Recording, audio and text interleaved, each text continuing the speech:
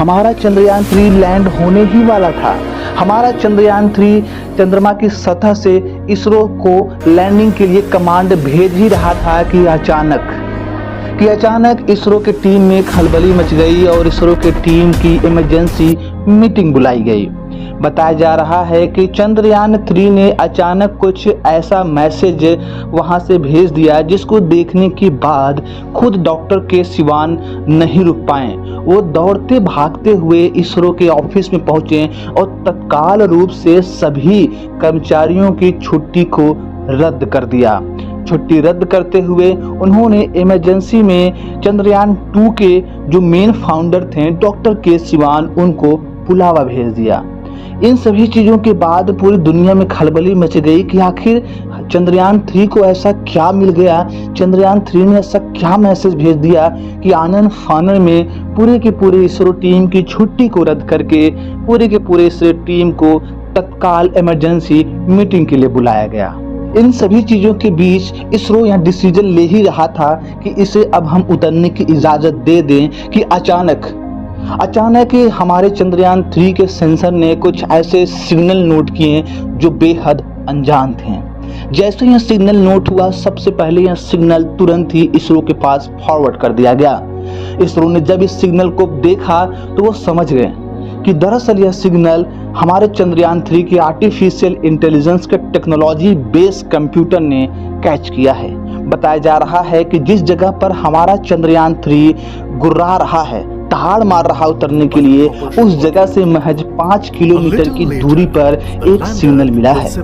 उस सिग्नल के माध्यम से चंद्रयान 3 ने नोट किया है कि यह सिग्नल बार बार आ रहा है, मतलब कि एक बार नहीं बल्कि कई बार आ रहा है। और बताया जा रहा है कि जब तक हम इस सिग्नल को रिस्पॉन्स नहीं करेंगे यह सिग्नल आना बंद नहीं होगा, और जब तक यह सिग्नल आना बंद नहीं होगा तब तक हम अपने चंद्रयान 3 की लैंडिंग नहीं करा सकते।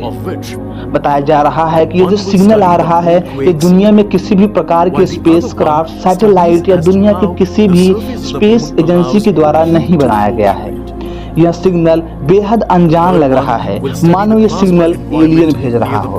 बताया जा रहा है कि चांद का जो दक्षिणी छोर है वह बहुत ही ज्यादा अनसर्टेन है, वहां पर एलियन होने के पूरे चांसेस हैं और शायद इसीलिए लैंडिंग साइट से महज 5 किलोमीटर की दूरी पर हमें ये सिग्नल बार बार मिल रहा है। मून मिशन बन चुका है। बताया जा रहा है कि अभी तक जितने भी एलियन के सिग्नल नासा या रूस के द्वारा प्राप्त किए गए हैं वह जमीन पर लगे एंटीने ने प्राप्त किया है और वो सिग्नल बहुत वीक थे। लेकिन अब जो सिग्नल हमारे चंद्रयान ने पाया है वह सिग्नल काफी मजबूत और स्पेस में जा करके पाया है। ऐसा कभी किसी के साथ नहीं हुआ।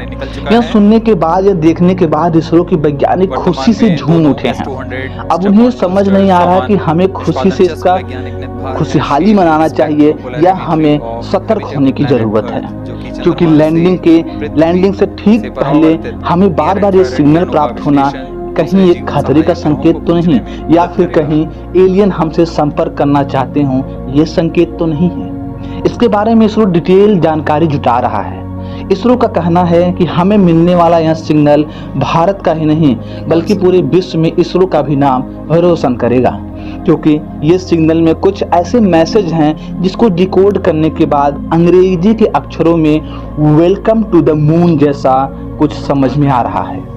हालांकि इसरो ने अभी कंफर्म नहीं किया है कि यह मैसेज वेलकम टू मून ही है या फिर वेलकम टू स्पेस है, लेकिन इसके बारे में डिकोडिंग चल रही है।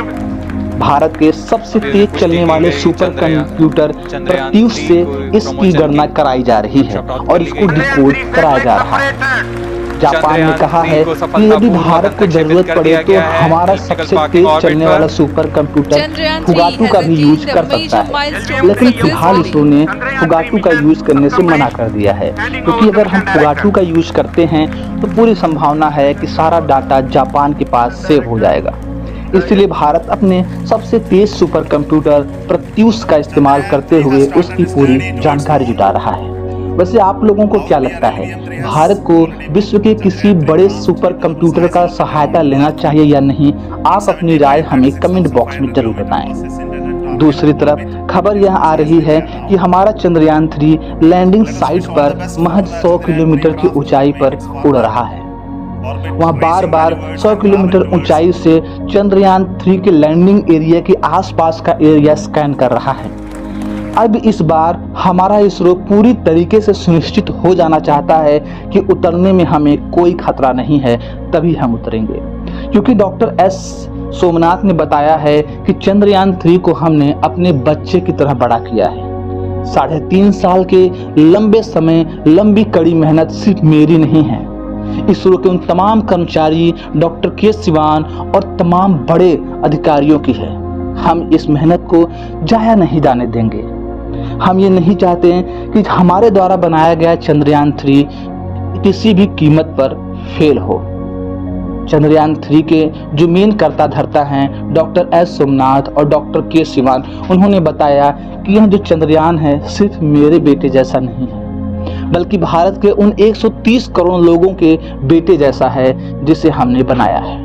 इसीलिए अब जो एलियन का सिग्नल मिला हुआ है, उस सिग्नल की पूरी जांच पड़ताल होने के बाद ही हम लैंड कराएंगे।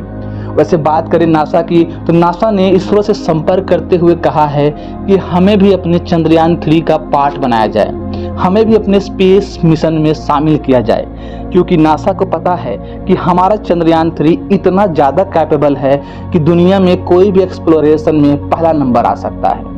चंद्रमा के दक्षिणी ध्रुव पर मौजूद तमाम चीज़ों की जो जांच होगी वो हमारा चंद्रयान 3 बहुत बारीकी से कर सकता है।